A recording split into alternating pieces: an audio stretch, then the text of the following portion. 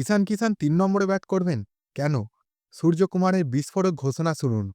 নিউজিল্যান্ডের বিরুদ্ধে প্রথম টি-20 ম্যাচের আগে নাগপুরের কনফারেন্সে সূর্যকুমার বড় ঘোষণা করেছেন। ঈশান কিষান ইনজোর্ড তিলক বর্মার জায়গায় ৩ নম্বরে ব্যাট করবেন। কিন্তু কেন এই সিদ্ধান্ত?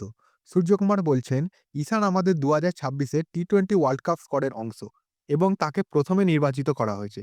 তাই তার খেলার সুযোগ দেয়া আমার দায়িত্ব।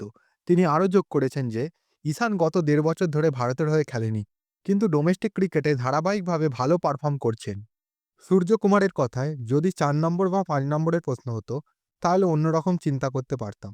দুর্ভাগ্যবশত তিলক নেই এবং ঈশানই ৩ নম্বরের সেরা বিকল্প। এই সিরিজটি ওয়ার্ল্ড কাপের প্রস্তুতির অংশ এবং ঈশানের মতো লেফট হ্যান্ডার তিলকের মতো স্টাইলেই খেলেন। শ্রেয়াস আইয়ারকে নম্বর ৫-এ দেখা হচ্ছে এবং ঈশানকে অগ্রাধিকার দেওয়া হয়েছে।